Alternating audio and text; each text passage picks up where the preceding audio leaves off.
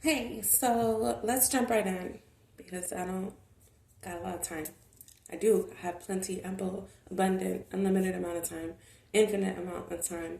But for this video, I have like 10 minutes. So, I wanted to talk first about making decisions. That's what this video is going to be about, making decisions.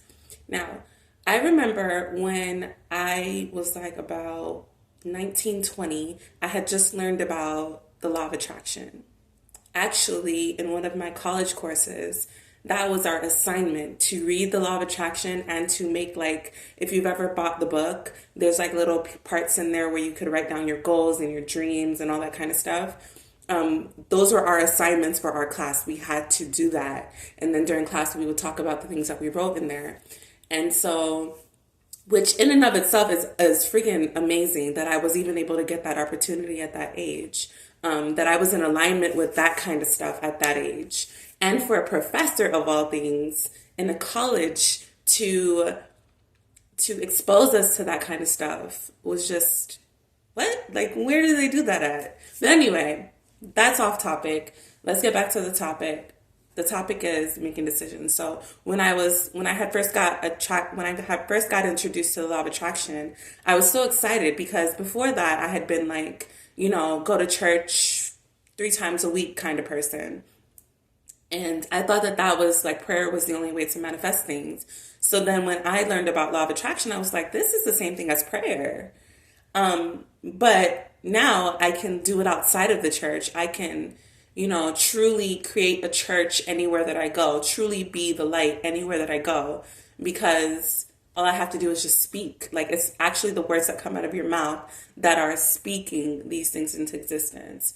And so, because God lives within us, we have the power to do the things that He can. If He can speak something into existence, so can we. So at that age, I was, very much living in my curiosity. And I was like, let me test this out. So I remember I had gotten my first apartment and I was working and going to school at the time. I had 2 jobs and I was going to school full time. 2 full-time jobs and I was going to school full time. And I had like no time to do anything else, no energy. And I the summer came because at that time I think I was already substitute teaching. I was substitute teaching. I was doing, and I was, and every summer I would work at a summer camp. So that summer I said, you know what? I need a break. I don't want to work. I don't want to work at the summer camp. I don't want to do anything this summer. I just want to relax and focus on school. Because I did end up taking a few classes that summer. So that's what I did. I had no plan for how I was going to get my bills paid. I was just like, listen, if it comes down to it, I get kicked out of my apartment. It is what it is. So, first month, I already had the rent saved up for the first month. So, paid June. When July rolled around, I literally had no money. I had no idea where the rent was going to come from. I was like getting ready. I was like, okay, they about to put me out. I don't know what's going to happen, but all I know is I needed a break and God knew I needed a break. Like listen, universe, whatever. I needed a break. So, time to pay the rent rolls around and this money appears magically in my account. And I'm like, just enough to pay the rent. And so I look and I figure out where it came from. And basically it was like a grant that the school had given me. Some random grant that I knew nothing about. They were like, oh, here's a grant, for taking classes in the summer or whatever, just out of nowhere. Like, I'm telling you, like, I was like, where did this come from? That's the first, I think is that the first miracle I ever witnessed? That's the first miracle I ever witnessed when it comes to completely laying down faith, completely just having faith and laying down control and just being like, listen, I'm tired. I can't do this anymore. You need to take over. You need to carry me on your back because I can't. Like, I literally cannot right now. And that was my first time witnessing what truly happens. And ever since then, now again, this happened when I was like 19, 20, somewhere around then. Maybe I was like 22. I don't know, but because I know I met Sean during that time, and Sean and I lived together for a while. So somewhere between my 19 and 22, this happened. I'm now about to be 33, and I've never done that again. Um, and that level of faith is starting to pop up again in my life. And I have a few, like I talked about in the other video, I have a few decisions that need to be made. And I remember when I first moved to Jacksonville almost a year ago. Next month will make it a year. And I had decision on top of decision on top of the decision to make. I had like 3 or 4 different guys that were interested in me. I had 3 or 4 different job offers that I could have taken, and they were like starkly different. Like I had an offer to go to Africa to teach. I had an offer to go to Korea to teach. I had an offer to go back to Phoenix.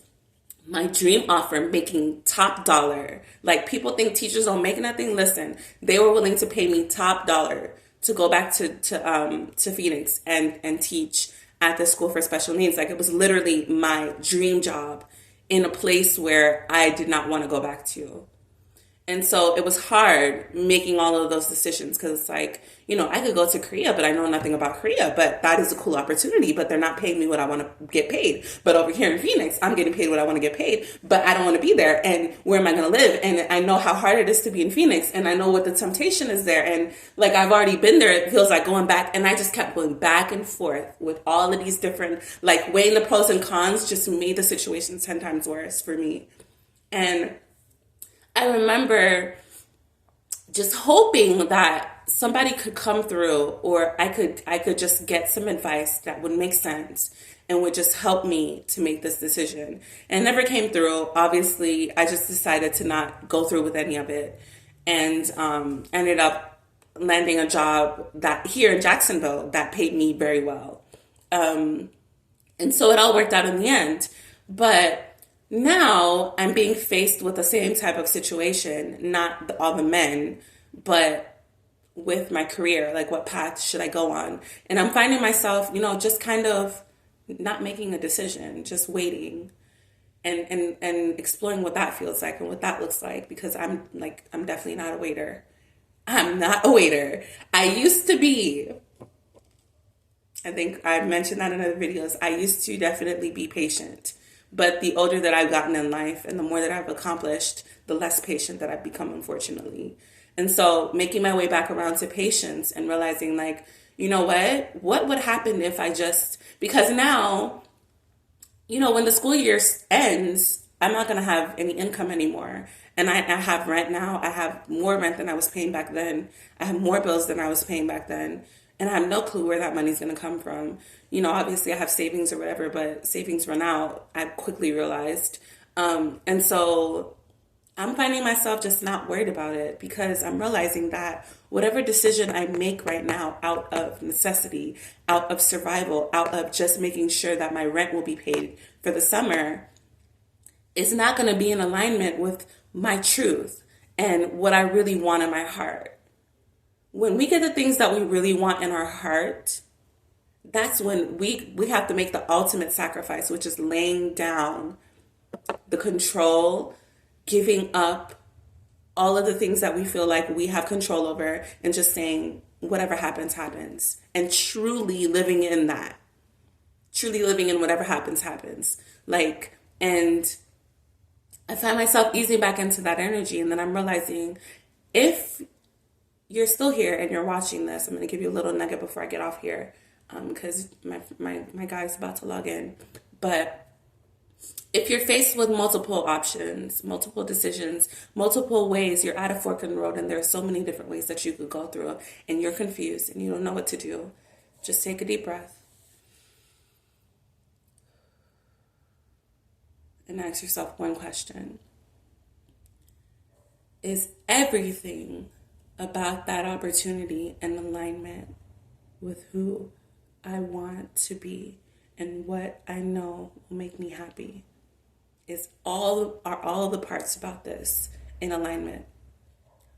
Think about the pay. Think about the location. Think about the sacrifices you'll make to have to, to take that job or to be with that person.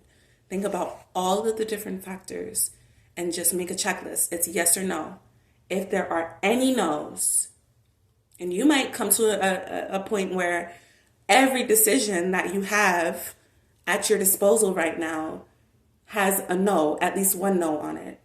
That means forget about all of the options and just sit and wait because better is coming.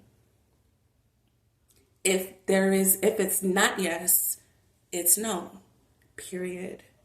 Period. There's no but this and but I could be making good money over here and that's what I've always dreamed of. Or this is my dream opportunity. I've always wanted this.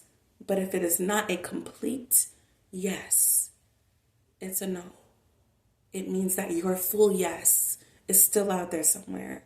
And if you take that partial yes, if you take that yes with a little bit of, but I don't really like this about it, you'll always be doing that in every facet of your life. It'll manifest in every area of your life. You'll always be accepting less than yes.